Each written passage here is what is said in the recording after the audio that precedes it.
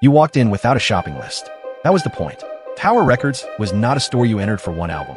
It was a Saturday you entered to get lost. The yellow bag was the receipt that mattered. Leave with that plastic, and strangers on the sidewalk knew you had taste, or at least pretensions. Listening stations let you sample before you spent. Headphones on, volume up, clerk watching like a referee. Discovery was physical. Vinyl bins, then CD walls that looked like stained glass. Classical rooms. Staff picks scribbled like scripture. Tower sold the idea that music needed a temple. At its peak, the American chain stretched into hundreds of stores, plus a Japan operation that became its own legend. Then the temples closed. Here is the take people skip. Tower did not lose because America stopped loving music. It lost because loving music stopped requiring a parking lot. Piracy, iTunes, Amazon packages, Best Buy loss leaders, and a mountain of debt all showed up at the same funeral. I want to walk you through how the browsing ritual got unbundled. And yes, the punchline is cruel. Vinyl came back. Boutique record shops came back. The brand that perfected the category was already gone from U.S. shelves. Rewind to Sacramento. Russ Solomon starts selling records out of his father's drugstore, then spins that into a standalone music shop. The name Tower comes from that drugstore world. The attitude comes from Solomon. Wide selection, late hours, and clerks who actually listen. Think of it like a library that wanted a party. Depth of catalog was the product. If the obscure album existed, Tower wanted it on a shelf. Staff recommendations turned clerks into tastemakers. You do not just buy what radio plays. You buy what the person with the pierced ear swears by. Tower even publishes Pulse, its own music magazine. The store is not only inventory. It is media, community, and a little ego. Concert tickets, headphones, posters. The square footage becomes a hangout, not a transaction window. Solomon scales California first. The bet is simple. People will drive for selection the way they drive for a stadium show. When CDs arrive, Tower rides the format shift instead of fighting it. New plastic, same tempo logic. More titles, brighter walls, higher tickets. The yellow bag is accidental marketing genius. Carry Tower, and you advertise for free on every sidewalk. Solomon's weird human detail is not a TED Talk. It is stubborn belief that customers will reward depth if you stock it and stay open late. The Sunset Strip store becomes a landmark. Tourists photograph the facade. Bands hang out. Tower is not just retail. It is scenery. New York gets Broadway-scale locations. Malls get tower boxes. The yellow bag migrates from coast to coast. Mall expansion looks like destiny in the 80s and 90s. Anchor the music category, own the teenage afternoon, collect the allowance money. MTV turns artists into weekly events. Tower turns that attention into foot traffic. Video kills the radio star. The record store still rings the register. Japan is a second empire. Shibuya Tower becomes a pilgrimage site. Import culture, deep catalogs, and a customer base that still treats physical media as status. Rivals like Virgin Megastore chase the same cathedral model. Tower answers with more stores, more inventory, more debt-fueled confidence. Classical rooms and specialty sections prove the thesis. Tower is a destination for obsessives, not a three-hit CD rack. DVDs and home video pad the ticket. Music is the brand. Movies and merch keep the lights bright. Here is the store curve through the boom years. Hundreds of locations, and the graph still looks like a victory lap. Wall Street and private capital smell a category king. Expansion money arrives. So it does pressure to keep growing after the easy markets are taken. For a moment, the model is airtight. Selection plus culture plus real estate. Then the internet starts selling silence instead of square footage. Pulse and in-store events keep Tower feeling like a scene, not a warehouse. That cultural heat is hard to put on a balance sheet and easy to lose. Ticket counters pull live music energy into the store. You come for a show stub and leave with 2 albums you did not plan to buy. 1999, Napster turns dorm rooms into free warehouses. Why drive for a CD when a classmate can share the album overnight? Apple legalizes the habit. iTunes and the iPod make buying a track feel cleaner than stealing, and still cheaper than a full CD impulse. Amazon ships discs to your door without the mall parking tax. Selection stops being Tower's private weapon.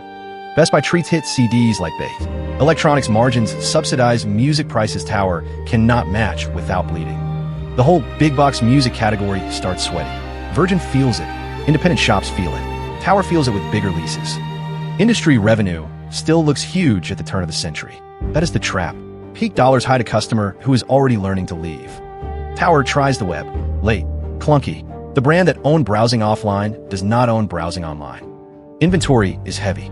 It's discount fast. Deep catalog sits. Cash gets trapped in plastic while downloads weigh nothing.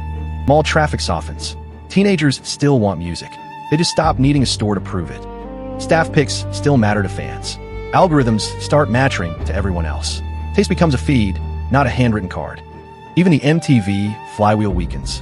Music video culture fragments across channels and later YouTube. Tower's Saturday afternoon monopoly cracks. Home video helps for a while, then faces its own digital squeeze. Diversification buys time. It does not buy a new business model. Here is the turn. Tower enters the digital decade, carrying expansion debt designed for an analog world. Lenders and restructuring talk show up before the closing banners do. The brand is still famous. The balance sheet is not. Price wars with electronics giants shred margins on the hits that used to subsidize the weird albums in the back. iTunes trains customers to buy 79-cent songs. Tower's average ticket depends on people still wanting the whole disc. Amazon owns convenience. Best Buy owns the parking lot loss leader. Piracy owns free. Tower still owns rent.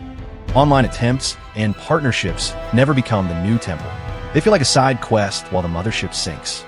Closures start chewing the footprint before the bankruptcy headline. The brand is still on a strip.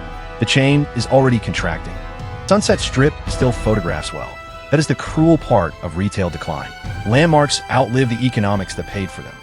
Specialty rooms that once proved depth become expensive square footage when traffic thins. The cathedral tax comes due.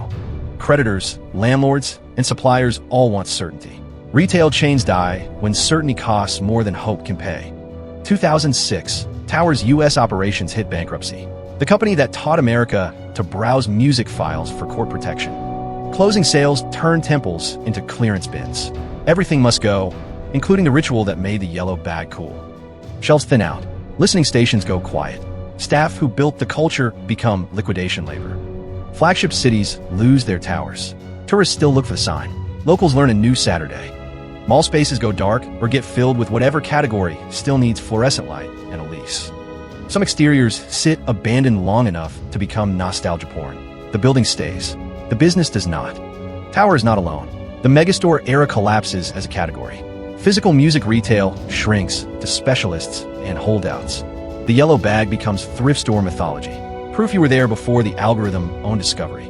Liquidation is public humiliation for a brand built on cool. Cool does not survive 50% off stickers on every aisle end cap. Even the ticket counter energy leaves. Without events and hangouts, Tower is just another retailer losing to a website. Full graph. Peak near 200 stores, then the slide to zero in the U.S. chain sense. Fame did not equal a viable format. Extend the industry curve too. Physical retail dollars get hollowed, while listening does not stop. The category shrinks under Tower's feet. Plot twist. Japan continues under separate ownership and culture. The American chain dies. The Japanese Tower story does not. So what killed U.S. Tower? Not one villain. Napster trained free. iTunes trained cheap legal. Amazon trained shipping. Best Buy trained discount. Debt made retreat slow. The product Tower sold best was browsing as an experience. When browsing moved to screens, the experience did not move with the brand.